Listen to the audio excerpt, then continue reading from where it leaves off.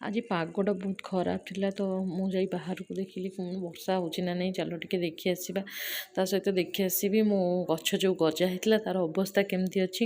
ତ ସେଥିପାଇଁ ଯାଇକି ଦେଖୁଥିଲି, ଦେଖିବା କେତେଟା ଗଛ ବାହାରିଛି କ'ଣ। ଆପଣମାନେ ତ ଜାଣିଛନ୍ତି ମୋତେ କେତେ ଖୁସି ଲାଗୁଛି ଯେତେବେଳେ ମଞ୍ଜିରୁ ଗଜା ହେଉଛି। ଏଇ ଖୁସି କେବଳ ସେମାନେ ହିଁ ବୁଝିପାରିବେ ଯେଉଁମାନେ ମାନେ ପ୍ଲାଣ୍ଟିଂ କରିବାକୁ ଭଲ ପାଆନ୍ତି, ଗାର୍ଡ଼େନିଂ କରିବାକୁ ଭଲ ପାଆନ୍ତି। ତ ମୋର ଦେଖିଲି ଗୋଟେ ଗଜା ବାହାରି ପଡ଼ିଛି, ଆଉ ଦୁଇଟା ବାହାରିବ ବୋଲି ଅଛି। ତ ମୋତେ ବହୁତ ହି ଖୁସି ଲାଗିଲା, ସେଇଟା ଦେଖାଉଥିଲି।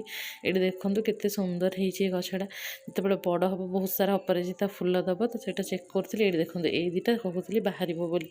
ତାପରେ ଦିନସାରା କିଛି ନାହିଁ, ବସୁଛି ଶୋଉଛି, ଯେହେତୁ କିଛି ରୋଷେଇ ନଥିଲା। ସନ୍ଧ୍ୟାବେଳ ହେଲାଠୁ ମୁଁ ମୋର ମଣ୍ଡଲା ଟିକେ ଷ୍ଟାର୍ଟ କରିଥିଲି, ଟିକେ କରିଦେଇଥିଲି। ଘରେ କେହି ନଥିଲେ, ଏକୁଟିଆ ବସିଥିଲି। ରାତିରେ ବି ସେମିତି କିଛି ଖାଇବା ନାହିଁ, ତ ସେଥିଯୋଗୁଁ ବସିକି ଦେଖୁଥିଲି ଇଏ କ'ଣ କରୁଛନ୍ତି। ଇଏ ତାଙ୍କର କାମରେ ବିଜି ଥିଲେ, ତ ମୋତେ ନିଦ ଲାଗୁଥିଲା। ମୁଁ କହିଲି ତୁମେ କାମ କର, ଯାଉଛି ଶୋଇବି। Good night, love you.